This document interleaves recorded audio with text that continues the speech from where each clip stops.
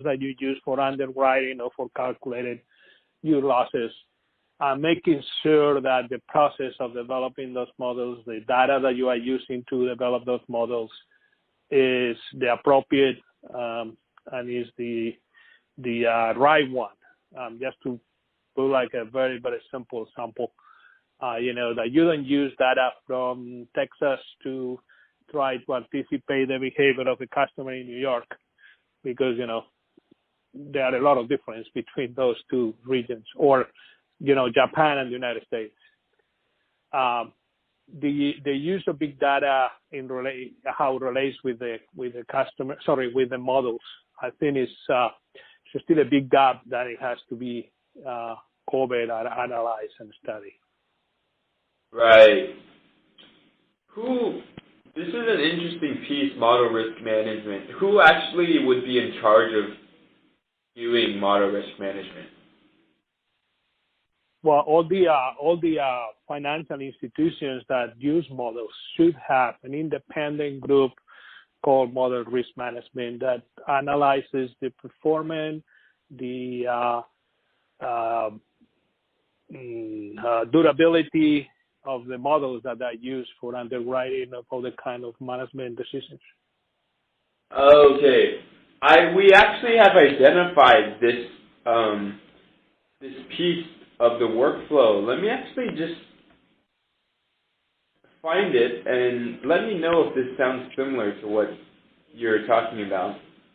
We have a use case that's called validating and reviewing risk models. Yep, that is exactly what it is. Perfect. But the actual industry terminology here would be model risk management. Normally, the industry has a group within the second line of defense of the risk management function, which is called model risk management, and they are the ones that perform that validation. Got it. Independent validation. The model developers should do their own validation, but then you have an independent validation before that model is actually put in use. Perfect. Yeah. That is required by the U.S. regulators. This is required by the U.S. regulators? Yes. Okay. Especially if you are using those models for the comprehensive capital adequacy review, the CCAR. I missed that last part. Was that the actual regulation name, CCAR? It is. Are you familiar with the CCAR, the Comprehensive Capital Adequacy Review? No. Okay, that is something that the CCAR is called CCAR. Yep. This is something is a fairly new regulation. It's a stress test of the capital adequacy of banking institutions. Only the larger ones are now, they have the obligation to do it. But anyway, there are a lot of models that are used in that process.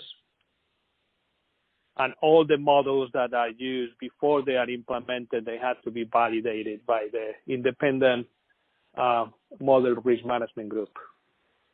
Perfect. In this case, do you think you could actually walk me through how risk management happens at Santander, for example? What happens? How it should happen? Come again? No, go ahead, sorry.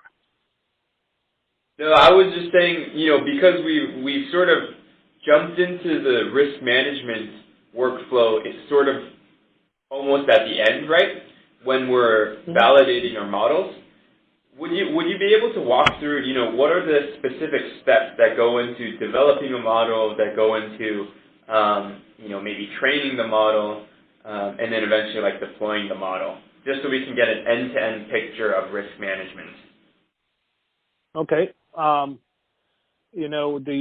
Every transaction starts with checking the client, the underwriting process.